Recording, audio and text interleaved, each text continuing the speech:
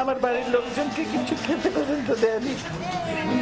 ঢাকার বুকে এমন কিছু ঠিকানা আছে যেগুলো শুধু রাস্তার নাম নয়, ওগুলো ইতিহাস।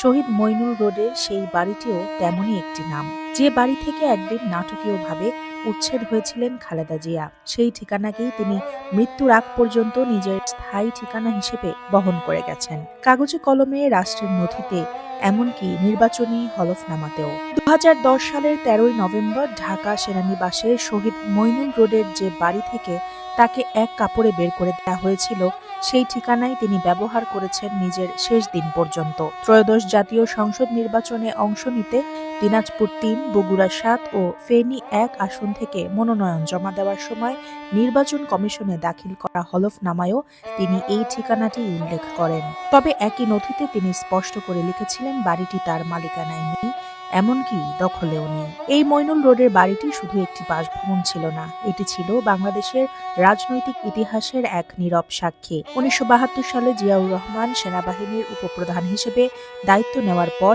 এই বাড়িতে বসবাস শুরু করেন।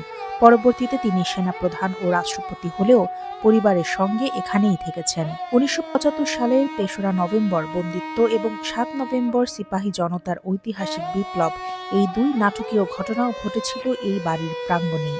১৯৮১ সালে জিয়াউর রহমান শহীদ হওয়ার পর জাতীয় সংসদের সিদ্ধান্তে মাত্র ৳১ বার্ষিক খাজনার শর্তে এই বাড়িটি খালেদা জিয়ার নামে বরাদ্দ দেওয়া হয়। প্রায় ৩ দশক ধরে এই বাড়িই ছিল তার ব্যক্তিগত ও রাজনৈতিক জীবনের কেন্দ্রবিন্দু। ২০১০ সালের নভেম্বরে এক নাটকীয় উচ্ছেদ অভিযানে ৩৮ বছরের স্মৃতিবিজড়িত এই বাড়ি থেকে খালেদা জিয়াকে বের করে দেওয়া হয়।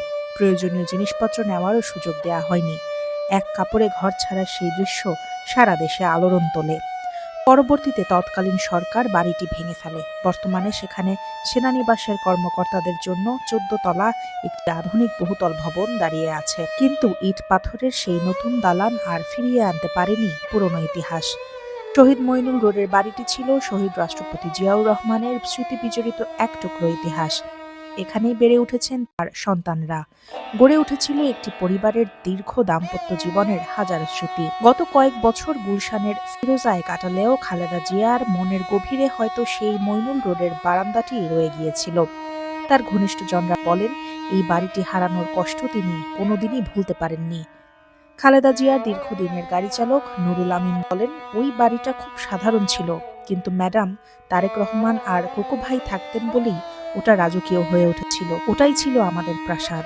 অধ্যাপক শামসুল আলম সেলিম বলেন, এই বাড়িটি শুধু একটি পরিবারের নয়, বাংলাদেশ জাতীয়তাবাদী দল বিএনপিরও রাজনৈতিক আঁতুড়ঘর। দলের বহু গুরুত্বপূর্ণ সিদ্ধান্ত, উত্থান পতনের ইতিহাস এই বাড়ির সঙ্গে ওতপ্রোতভাবে জড়িত। বাড়িটি আজ আর নেই, কিন্তু কাগজে কলমে, ইতিহাসে আর স্মৃতির পাতায় শহীদ মইনুল রোডের সেই বাড়িটি থেকে গেল খালেদা জিয়ার জীবনের শেষ ঠিকানা।